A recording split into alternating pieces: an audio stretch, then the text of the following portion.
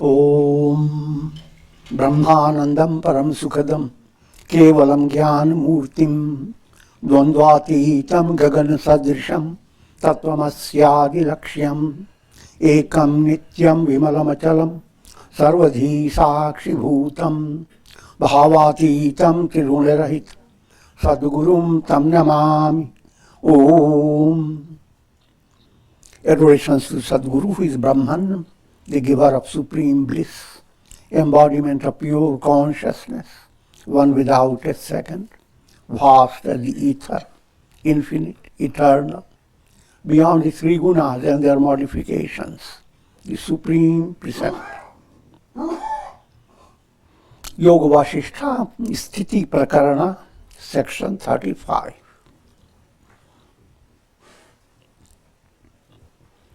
Sage Vasishtha continues to use the old method, gada parinyaya,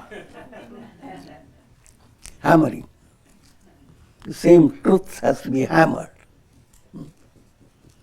Shouldn't be surprised. You are practicing hammering all the time. Same food that you have taken into the stomach, same cauliflower, next day, hammer it. Another next day, hammer it.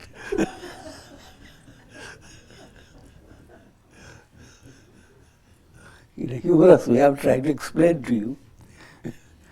Abhyasa, sustained effort. Just like maintaining your physical body, you have no problem. If you don't become hungry, you complain. And yet you have eaten 1,000 times, maybe more.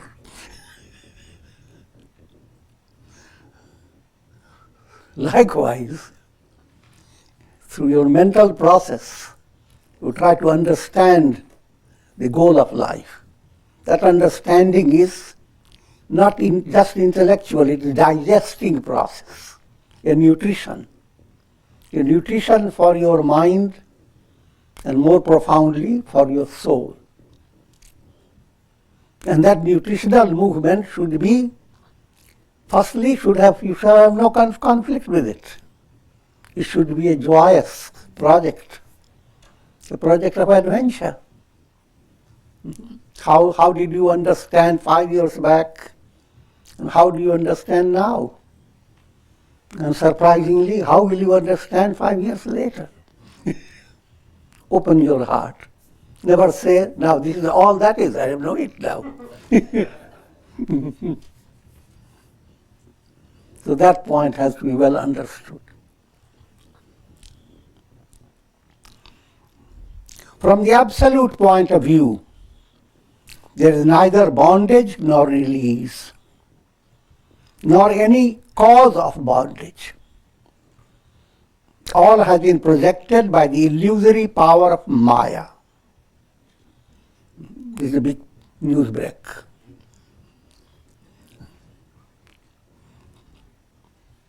There is neither bondage nor release. All is Brahman. But when the veil of illusion is broken, an enlightened sage realizes that all this is Brahman.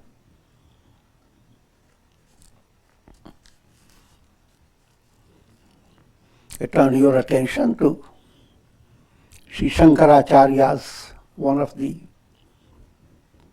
stotras, prayers or spiritual statements. Mano buddhi ahamkara chittani naham. I am neither mind, nor intellect, nor ego, nor chitta, all the four. No. Nacha shotra jihve, nacha ghrana netre. No ears for me. Real I am doesn't have ears, you see.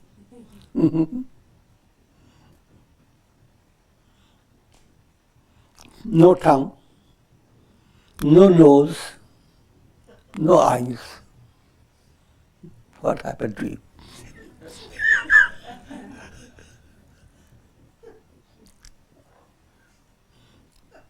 न च व्योम भूभिर्न तेजो न वायु. There is no sky, no earth, no fire, no air. Chidananda Rupa Shivoham Shivo.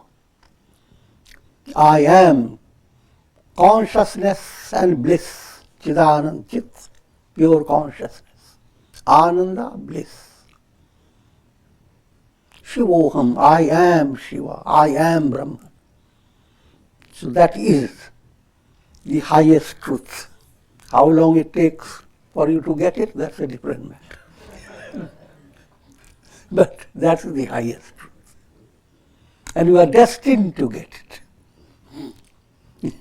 This is the Vedantic way of talking about destiny. Worldly destiny, everything is, you have been destined, you have done certain good karma, therefore, but there was a limitation in your karma. Your business brought about indebtedness. So that was your destiny. It's a very important point because people generally confuse. Reading spiritual scriptures, there are statements that you cannot negate your destiny. Now it gives you a message that therefore you must hunch down with every situation, cannot negate it. Yours is destiny. Brahma wrote a note on it and stamped it. But that's totally a different, it's a wrong way of interpreting destiny. Profound destiny, every soul is bound to realize I am Brahman. There is no other way.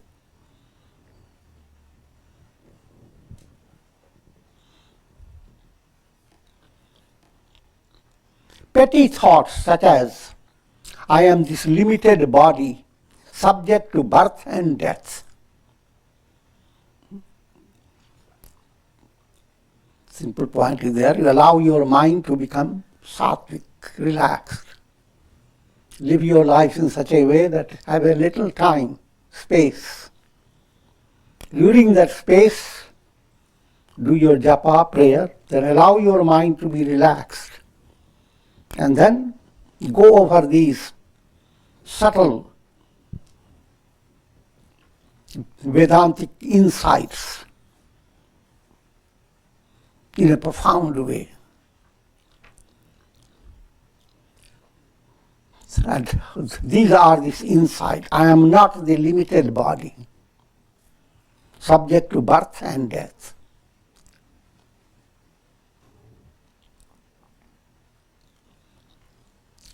No one ever believes in death. That's mystery. When Yudhishthira was asked by his divine father Dharma, Yama, what's the most surprising thing in this world? And Yudhishthira answered that everybody hears someone is dying in the world. There is not a moment, but never puts his finger, I am also subject to. Your mind doesn't get that attention. Why? Because deep down you are not the body. The idea I am mortal is sustained by your mind, and mind is a projecting machine. Mind goes on projecting. And that's not the I. In mental realm, the I is your ego. Ego seems to dominate everything. But when you start to catch the ego, you don't know where it is. It's like putting your hand in water to catch a moon. Try it.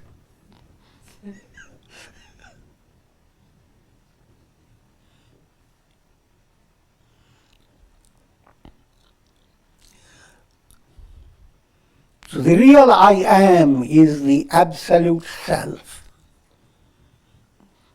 That self alone is. The entire world,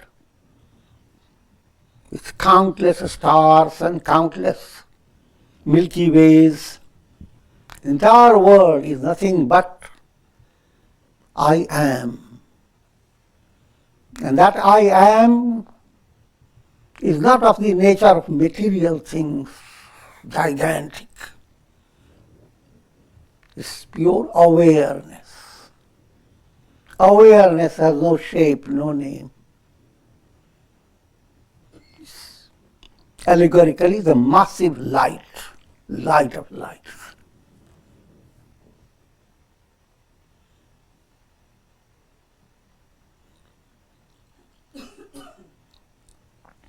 So, these are called petty thoughts. When you think of the body, birth and death, and objects that give you happiness. See how the scriptures scold you. All this is the reality of life.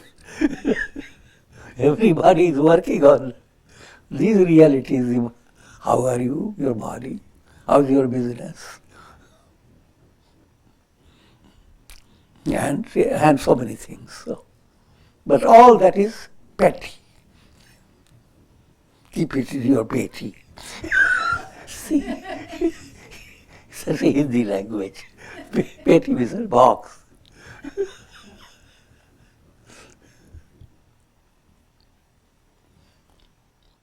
This must be checked by entertaining such luminous thoughts as I am the self. Mano buddhi ahamkar chittani. I'm not the mind, I'm not the intellect, not the ego, not the chitta.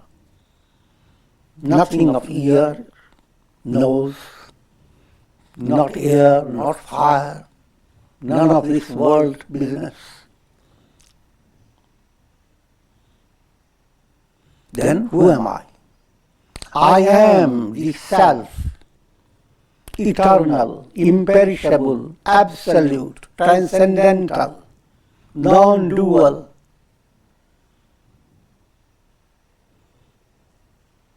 Shuddhos me, buddhos me, niranjanos.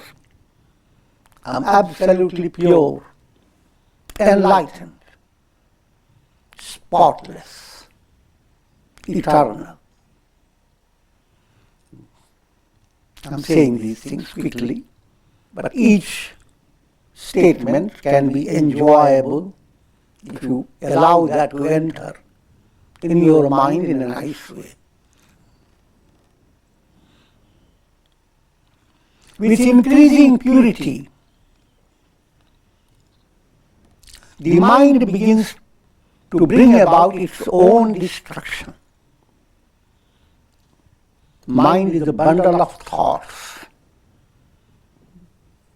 You don't need mind.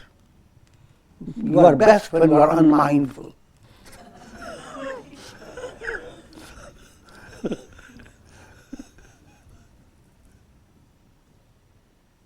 But you have no choice. As long as gripped by ignorance, mind is your iPad. And you work through your mind, by your mind, for your mind. And you are always beyond your mind. There are times when mind has nothing to think about. Call it yoga nidra. Call it samadhi.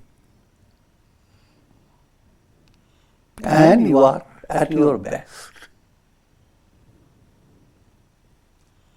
So,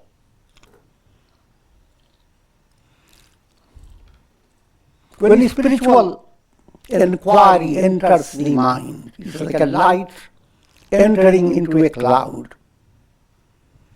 Now what happens? The cloud begins to dissolve.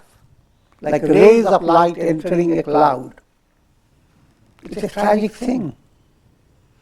Cloud doesn't have the same shape and size. And it begins to dissolve. But then, the magic of vidya, knowledge, the cloud sees itself shining and becomes addicted to shining. It wants to shine more and more, forgetting about the fact that it is fading away more and more.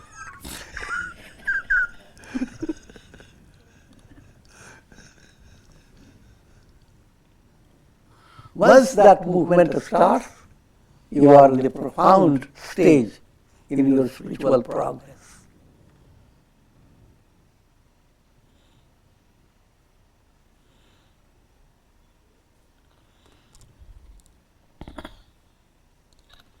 One attains self-realization when the mind becomes illumined, when the cloud fades away. By the practice of samadhi, higher impressions are formed that allow the mind to be purified. The spiritual insight enters your mind, like the rays entering into a cloud. And what happens? The cloud becomes purified. It is no longer opaque. It becomes silvery. Similarly, mind develops that state. And when that has developed, one attains self-realization. Through pure mind, firstly, allow the purity of your mind be stable, secure, real. Once that has become secure and real, your liberation is pakka, perfect. You can't go backward. You become enlightened. You don't have to declare it because there is no need for you to do that. Sun doesn't declare, I am the sun, I am the sun.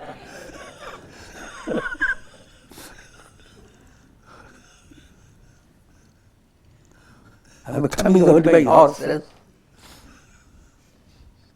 I'm joking.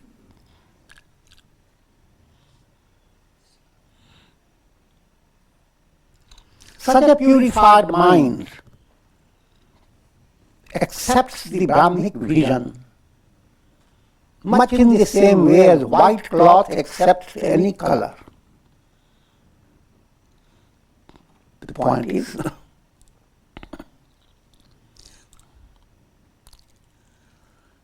simple allegorical picture.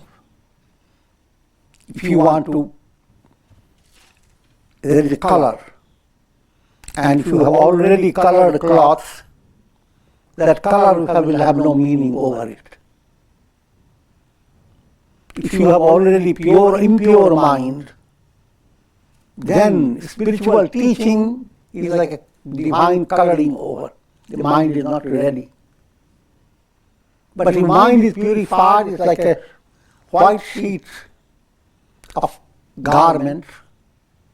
And now teaching touches it, even a little teaching, is not yet brilliant, but through a white cloth, every little thing shines up. It's an allegorical way of saying about receptivity.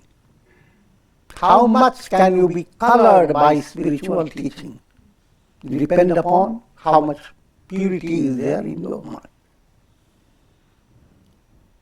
But you don't have to calculate that. The more you allow the teaching to enter, purity will automatically wax, not wax.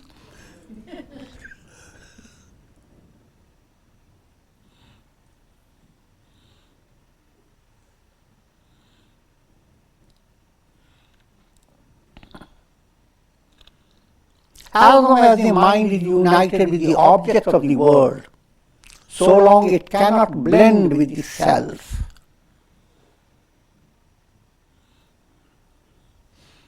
simple way to understand. As long as you are watching the cinema show, involved with a story going on that is created by projections, you have no idea about the screen. The screen is completely out of your attention. Similarly, if you are involved with the projections of the mind, that's what the state of life is in bondage. The divine self, which is the reality behind all, that divine self is ignored. Where is God? People go and ask. And through their own mind, they created a big complex about God. That one aspect of God is in Badri, another aspect is in Rameshwaram, another aspect is in anywhere in the world, Rome. Your mind thinks of God in a very distracted way. And all the while, you are operating by God's presence within you. Without God, your eyes won't see, your ears can't hear. Your whole body, all the cells are sustained by God. God is your reality, closer to you than your nose.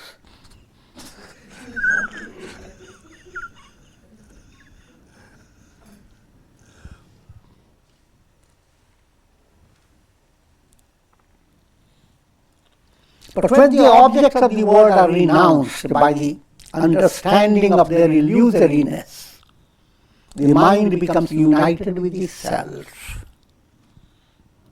Simple statement, but if you take it literally, it can deceive you and mislead you in a terrible way. What does it mean? The idea is renounce the objects of the world. In that objects, your own body, your own mind, your own intellect, all are involved. If you take literally, then that many people do.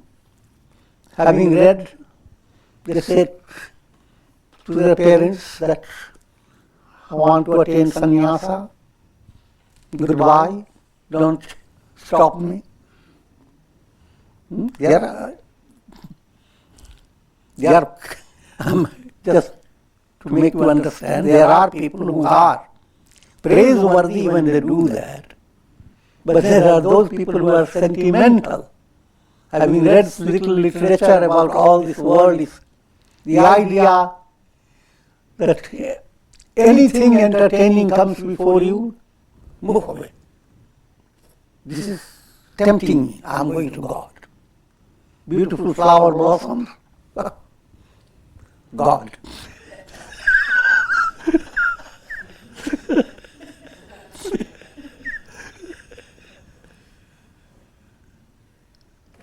The baby comes to love the mother, and the mother says, God, God.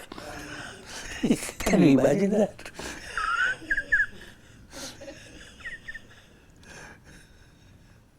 What I'm leading you to understand. Detach means don't see things according to your egoistic values. See things in the terms of God behind. So if you are loving your children, you are loving for attaining enlightenment. You are adoring God, serving God in your children. Likewise, the children are serving God in you, and you project that type of teaching. And that does not in any way contradict your normal practical reality of warmth, love, coziness, etc. Doesn't contradict. Only it contradicts wrong way of being cozy.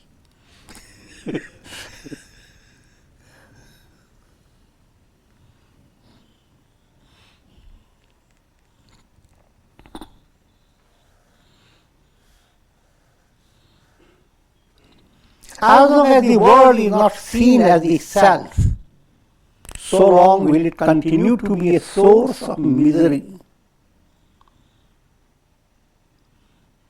As long as you are living confined to mind and senses, that life is a life of stress, life of constant change. The world around is constantly changing.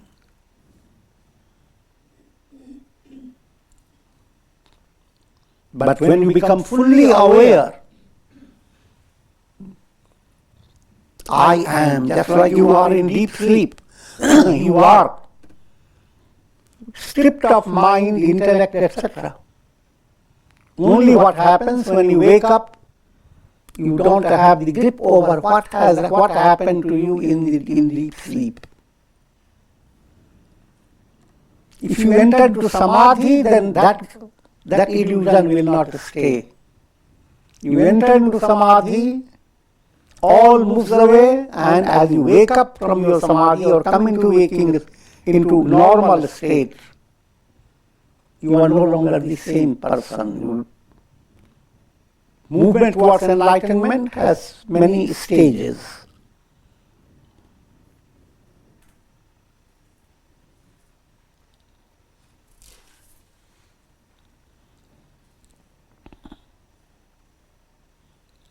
Just as the perception of waves being different from the ocean, the idea, look at the ocean, and your mind is caught by waves.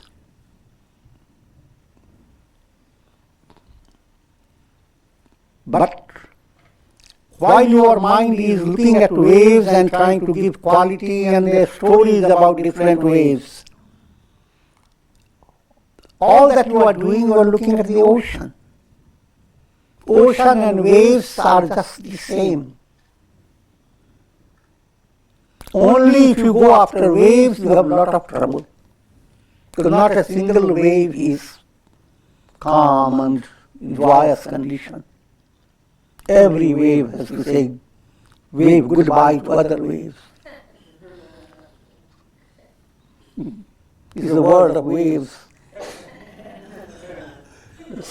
You constantly waving goodbye to.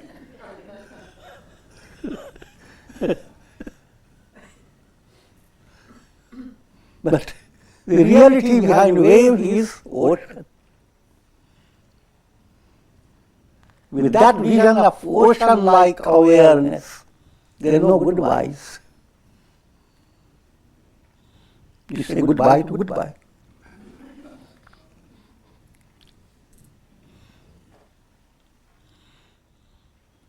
It is only through the presence of the impressions of raga, dvesha, attachment and hatred, that a person is affected when an object of desire is lost, or when an adverse circumstance develops. But when these impressions are renounced, all objects are viewed in the serene light of dispassion. Here the simple role of raga, dvesha, attachment, hatred. You are living in a house. You are interested in every part of your house. But there comes a time you sold your house, got into another house. Next day you hear the house that you sold collapsed. Don't feel misery at all. You are very happy.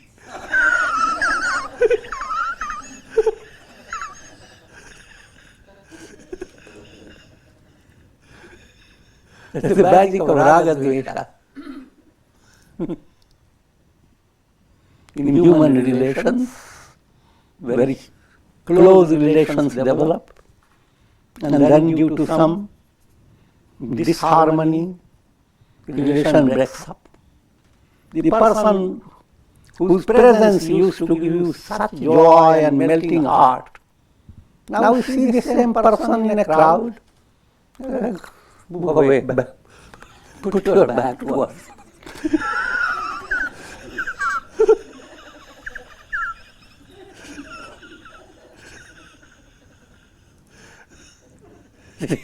Magic of Raga Dvesh.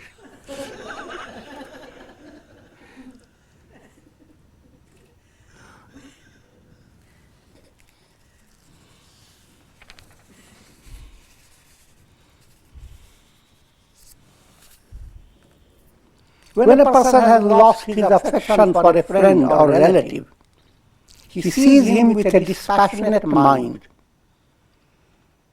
So too a sage who has attained the state of renunciation sees all objects of the world with a mind that is ever serene and unagitated. And so you have come to that profound awareness, understanding.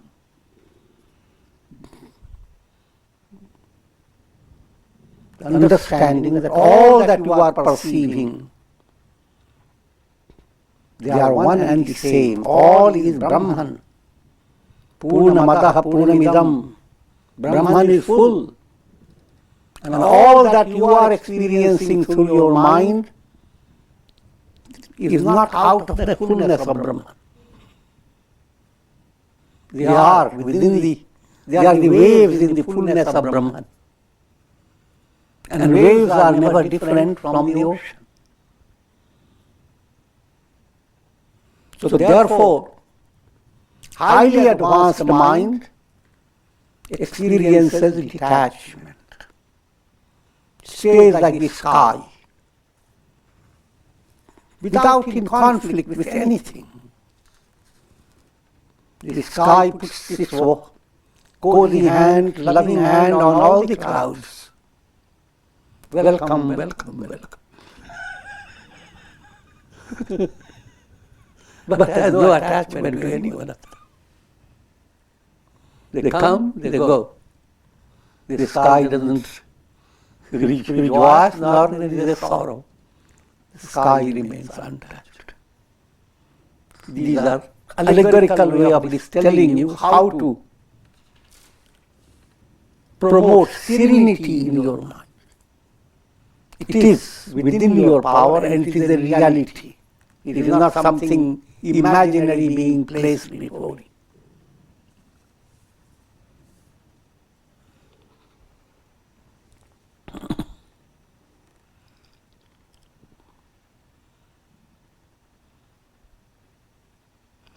If you have no attachment or affection for a friend or relative, you may meet him and part from him without allowing your mind to be affected in any way.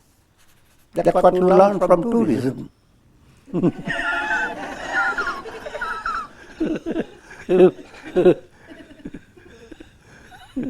You tour to another country, meet so many people, and you remain the same. These are all types of people.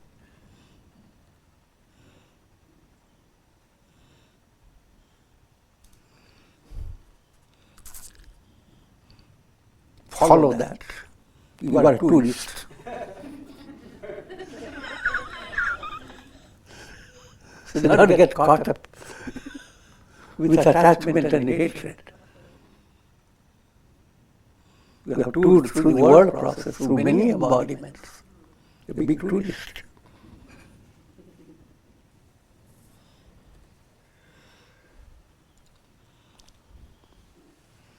You are not affected by gain or loss of any object. In that divine vision of the self, the illusions of seer, seen and sight dwindle. To understand seer and seen and sight, always simple illustration, dream, when you are dreaming. Who is the seer of the dream subject? Is the dream subject real? No. What is the scene? What is the world that you are seeing in your dream? That world is not real. cite your experience of pleasure and pain in your dream world. That also is not. Through the human mind, threefold illusion operates through every individual. How you think of yourself, no matter how mature and how scholarly you may be, you don't have a complete idea. You are far from knowing who you are. It is a constant movement until you attain enlightenment. Similarly, what is the nature of the world? That's a big complex. Firstly, whose world? For a human being, his senses perceive the world. To all humanity, that is the real. But this is a kind of a narrow-minded understanding. In other words, the world is being defined by your senses. And senses are not perfect at all.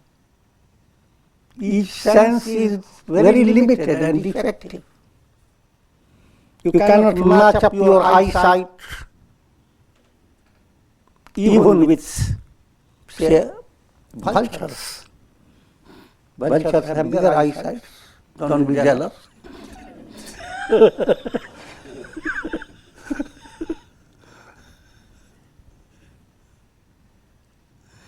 In flying,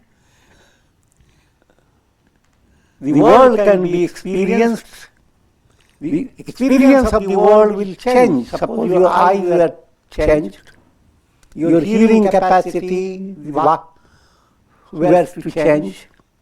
If your perceptions were to change, the whole world changes. It's not a big mathematics. Put one little finger near your eye, and big sights are moved away from you. So therefore, this is the world, so brittle, so illusory, and mortal. The world will go on experiencing as long as your brain and nervous system is there. That little strange thing hanging from your brain, that's all the world is.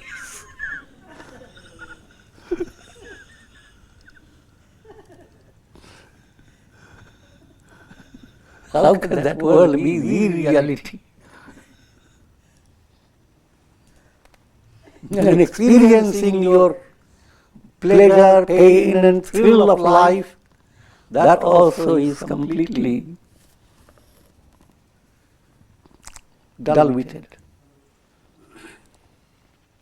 When the rainy season of vasana terminates, the mind regains its healthy state.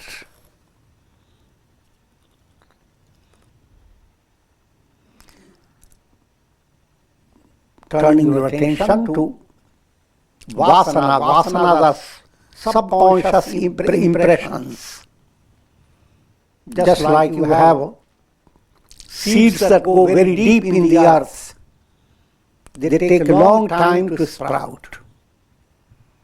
Impressions that have gone deep into your unconscious, they are called samskaras. Out of those samskaras, those impressions that are going to sprout, but they have just put out a little nose, sprouting nose. They have not come up yet. In that state, your conscious mind, touched by the vasana, now begins to operate. If vasana is sattvic, your mind will, if vasana is sattvic, your mind will say, let's go to satsang, let's do prayers, let's prepare for spiritual evolution and so forth. But if vasana is on the other hand, tamasic, rajasic, then find through the Google, which is the most noisy place. Joking. So we are led by your vasana.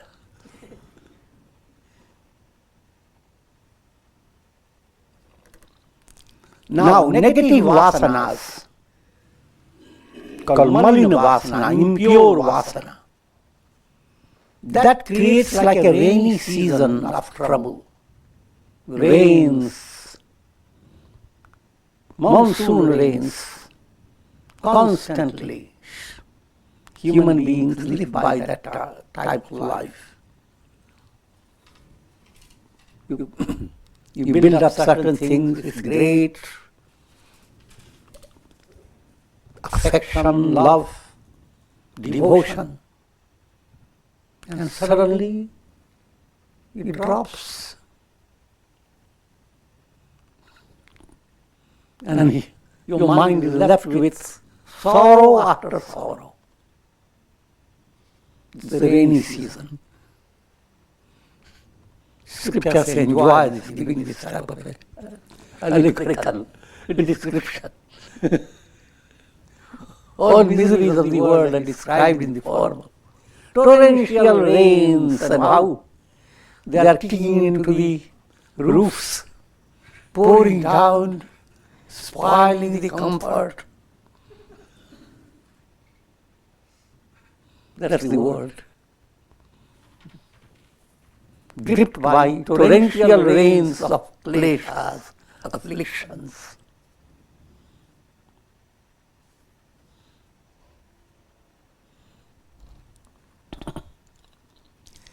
And along with the rains comes cold, shivering cold.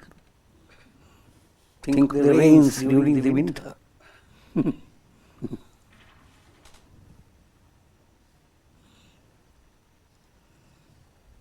The shivering cold of ignorance,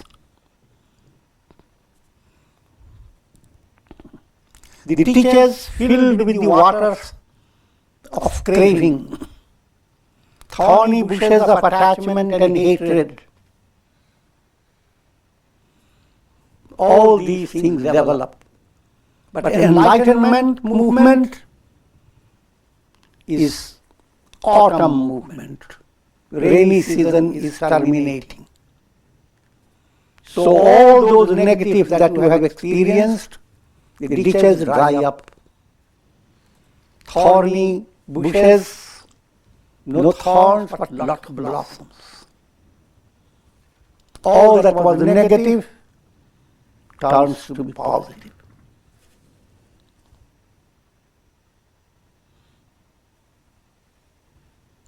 With the rising of the sun of wisdom, the forces of darkness take to flight.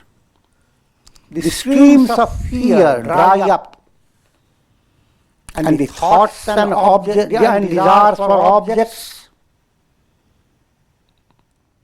like rejoicing peacocks in rain, they dance no more. It's a different type of simile. Peacocks is not given much credit. Peacock dance when the rains. The rains stop, the dance no more.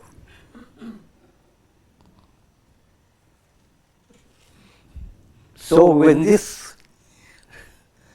rain continues with the impure vasanas, then all your thoughts and desires, they dance. Lot of peacocks. The mental vision becomes like a wide landscape, revealing itself after the cessation of rainy season. Just as during autumn the sky is always clear, allowing the moon to shine bright. Now the bhavana, feeling within you, love, real love begins to emerge, like the moon, is love of God.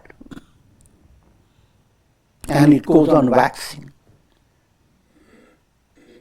In the same way, the heart of a sage becomes free from the clouds of illusion and allows the moon of bliss to shine therein, showering down the nectar of immortality.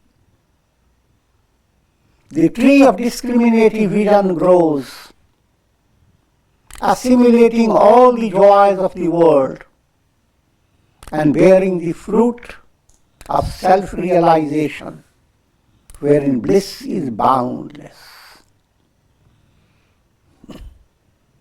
The tree of discriminative vision called Viveka Buddhi.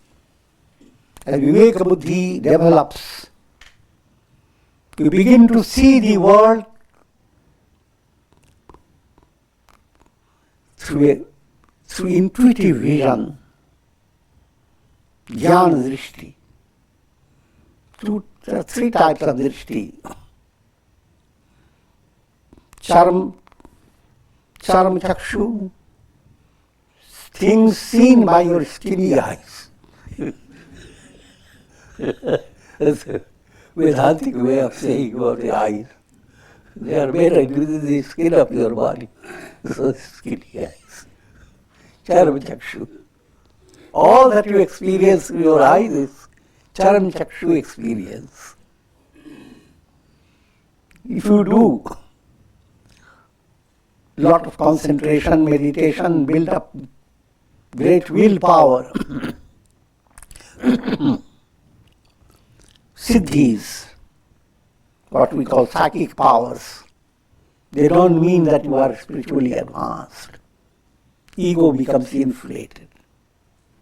So when you, in that state, how you experience the world, that's called divya drishti.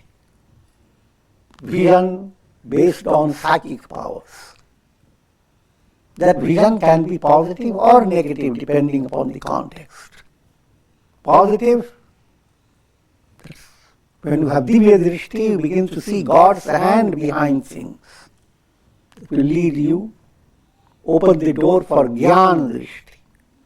The ultimate drishti is jnana drishti. Jnana drishti is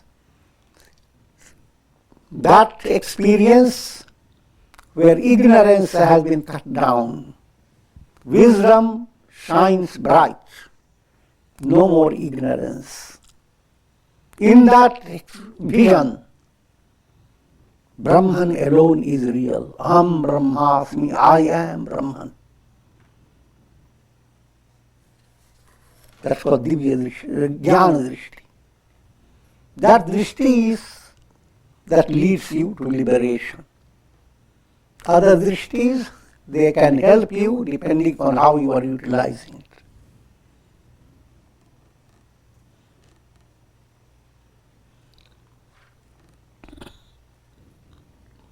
The cankerous black bee of ahamkara or ego sense does not hover over the lotus of the heart anymore. That state of jnana drishti, when you have that intuitive, direct realization that all this is Brahman, I am Brahman. Then now your heart is like a beautiful lotus, not buzzing with the black bee of ahamkara, ego, and pinching into the nectar source. That's what bees do. That's what your heart is. The ahamkara goes and pinching the very core of your heart. Every little sweetness you have, that's it.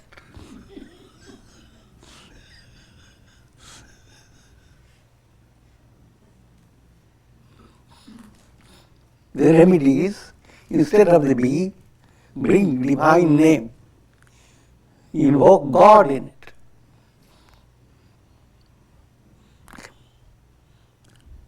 And then ultimately, your heart opens to self-realization. Aham Brahmasmi. I am Brahman.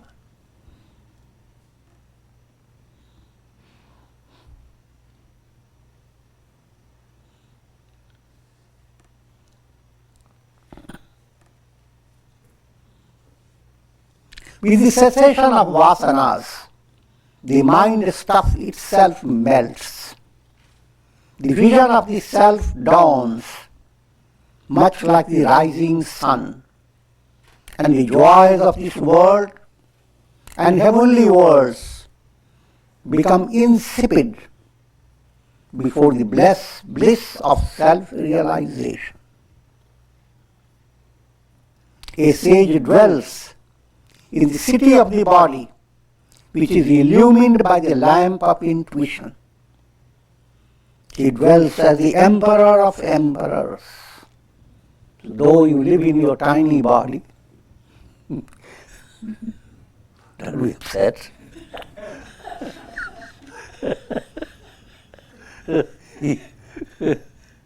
You are all-encompassing self.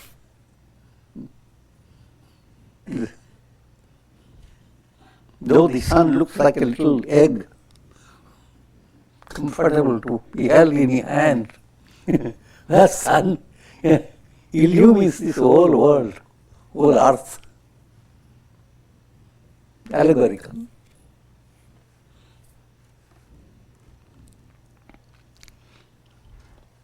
Vasishtha continued, just as ocean waves that have not yet arisen are nothing but the ocean. Now regarding the reality of life, everyone is burdened with what is going to happen in the world. Spiritual people become involved. When is Kali Yuga coming? And they go through astrologers, etc., and they give a big account of time and mind. Having learned all this, I'm now so intelligent am I. But all that's a big illusion. What will happen to the world has nothing to do if you are enlightened. Because whatever has happened and whatever will happen will be illusions sustained by Brahman. Sit by a cinema screen. Ask yourself, how many cinemas have been projected on this? How many are going to be projected? Who cares? Screen has been the reality.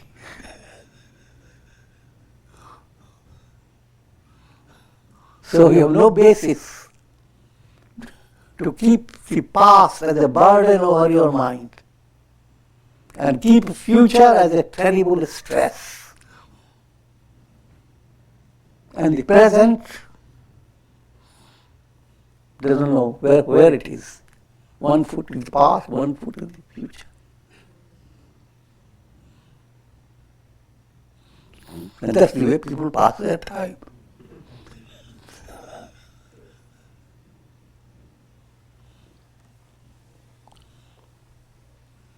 All future developments in this world are of the nature of the self alone. All that was in the past, self. All that is going to be in future, the self. All that is the self. Want to understand in a very simple way? Think of your dream. While dreaming, your mind of the dream subject has passed before it. While dreaming, you are thinking of all the past, and you have no limit to the past, beginningless past. You have before you endless future. And mind is busy trying to explore. But all that doesn't exist. All that never happened. So such is the world.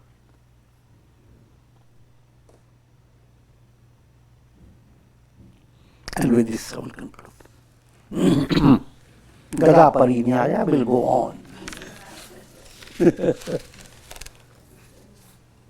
We'll go on getting the same food. Om Triambakam Yajamahe Sugandhim Pushti Vardhanam Urvarukma Bandhanan Mrityor Mukshiyama Mritat Sarve Bhavantu Sukhina सर्वे सन्तु निरामया, सर्वे भद्राणि पश्यन्तु, मा कश्चित् दुःखभाग् भवेत्। असतो मा सद्गमय, तमसो मा ज्योतिर्गमय, मृत्योर्मामृतं गमय। ओम पूर्णमदः पूर्णमिदं पूर्णात् पूर्णमुदच्यते, पूर्णस्य पूर्णमादाय पूर्णमेवावशिष्यते। ओम शांति शांति शांति। ओम